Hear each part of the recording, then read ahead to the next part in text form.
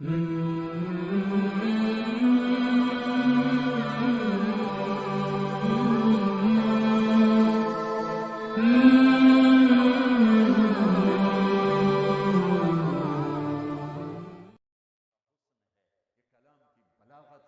ہماری بدقسمتی ہے کہ ہم قرآن کے حسن کو نہیں پہچانتے. ہم اس حد تک نہیں پہنچتے جہد کر کے کہ قرآن کا حسن دیکھ سکیں, تو اس پر پردہ ہی پڑا رہتا ہے. تو یہ ہمارے سارے بچے اور میں مجھ سمیت ہم ایسے ہیں کہ اللہ نے ہمیں قرآن کے ساتھ جوڑا, حدیث کے ساتھ جوڑا, اس کا احسان ہے, لیکن ہمارے پاس وہ بینائی نہیں جس سے ہم حسن قرآن کو دیکھ سکتے, حسن حدیث کو دیکھ سکتے. میرے نبی عبداللہ بن سلام, پہلا دن ہے جمعہ کا, اور میرے نبی بنو سالم کے محلے میں جمعہ کی نماز پڑھانے کے لیے خطبہ دے رہے ہیں, اور وہ آ کر سننا چاہتے ہیں یہ نبی کیا کہتا ہے. تو آپ کا ایک جملہ اس میں ہے, اطعموا الطعام وافشوا السلام وصلوا الارحام وصلوا باللیل والناس نیام تدخلوا الجنة بالسلام. کیا موسیقی ہے, کیا نغمہ ہے. تو عبداللہ بن سلام کہنے لگے یہ کلام صرف نبی کہہ سکتا ہے, اور کسی میں اتنی طاقت نہیں ہے کہ اتنا خوبصورت جامہ پہنا سکے الفاظ کا. یہی سچا نبی ہے. چند جملوں میں وہ پہچان گئے کہ یہ فصاحت, یہ کمال صرف نبی کو حاصل ہے, شاعروں کو نہیں ہے. سبع معلقہ, 7 بڑے شعراء کا کلام لٹکا ہوا تھا بیت اللہ میں. فیصلہ نہیں ہو رہا تھا کون سا کلام زیادہ فصیح ہے, 7 لٹکا دیے. اس سے بہتر آئے گا تو اس کو لٹکایا جائے گا. سال ہا سال گزر گئے, کوئی شاعر ایسا کلام نہیں کہہ سکا کہ ان کو اتارا جاتا. 7 شعراء کے قصیدے, اس میں ایک شاعر لبید کو ایمان ملا رضی اللہ تعالی عنہ, باقی 6 کفر میں مر گئے. تو جب میرے نبی پر قرآن اترنا شروع ہوا تو ایک اترا, دوسرا, تیسرا, چوتھا, 5واں, 6ٹھا, 6 قصیدے اتر گئے کہ یہ کلام بہت طاقتور ہے. لوگوں نے کہا امرؤ القیس کی بہن سے, وہ تو مر گیا تھا, بہن زندہ تھی, کہ تو بھی اتار دے, دیکھتی نہیں ہے محمد پہ کیسا کلام آ رہا ہے. وہ کہنے لگی ابھی میرے بھائی جیسا کلام نہیں آیا, جب آئے گا تو اتار دوں گی. پھر ایک آیت اتری سورہ ہود کی.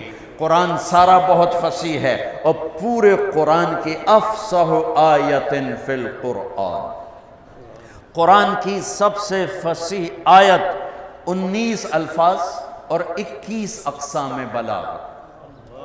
19 الفاظ اور 21 اقسام بلاغت.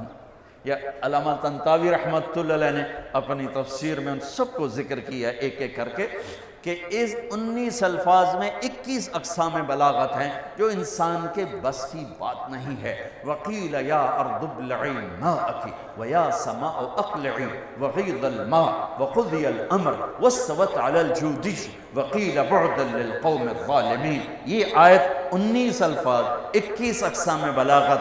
تو یہ آیت اتر, امرؤ القیس کا قصیدہ چمک رہا تھا, قفا نبک من ذکرى حبیب ومنزل بسقط اللواء بین الدخول فحوملی ففوضع فالمقرات لم يعفر اسمها لما نسجتها من جنوب وشمعلی ترى بعر الأرآم في عرصاتها وقيعانها كأنه حب فلفل كأني غداة البين يوم تحمل لدى سمرات الحي ناقف حنظلي وقوفا بها صحبي علي مطيهم يقولون لا تهلك أسنة جملي وإن شفائي عبرة مهراقة فهل عند رسم دارس من معول ففاضت دموع العين مني سبابة على النحر حتى بل الدمع محملي. یہ اس کی ابتدا ہے. یہ عالی شان قصیدہ ہے جو امرؤ القیس کا ہے.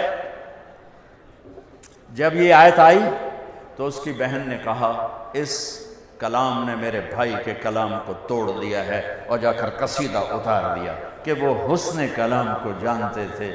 میرا دکھ یہ ہے ہم نہیں جانتے. مجھے یہ چیز سب سے زیادہ تڑپاتی ہے جب کبھی کوئی کتاب سامنے ہوتی ہے کہ ہائے کاش کہ ہم اس کے حسن سے پردہ اٹھا سکتے. اس کا چونکہ یہ ایمان بالغیب نہیں, یہ ایمان بالمحسوسات میں سے ہے کہ قرآن کا علم حسی ہے, محسوس ہونے والی چیز ہے، محسوس ہونے والی چیز ہے۔ عبداللہ بن مقفع ایک ایرانی عربی کا بادشاہ تھا، اور عرب بھی اس کے سامنے گھٹنے ٹیکتے تھے، پارسی تھا۔ تو لوگوں نے اس سے کہا، غیر مسلموں نے، کہ تو قرآن کے مقابلے میں کلام لکھ، تیرا گھر سونے چاندی سے بنا دیں گے۔ انہوں نے کہا مجھے 1 سال کی مہلت دو۔ 1 سال وہ بندہ صرف ضرورت کے لیے گھر سے نکلتا ہے اور سارا سال بیٹھ کے کلام لکھ رہا ہے، کلام لکھ رہا ہے، کلام، حتیٰ کہ 1 سال کے بعد وہ تیار کر کے کہتا ہے یہ کلام مسلمانوں کی کتاب کے برابر ہو گیا ہے۔ تو اب وہ لکھ کے باہر نکلتا ہے، پہلا دن ہے آج، وہ تھوڑا سا آزاد ہو کے باہر نکل رہا ہے کہ میں آج مسلمانوں کا مقابلہ کر چھڑے ہے۔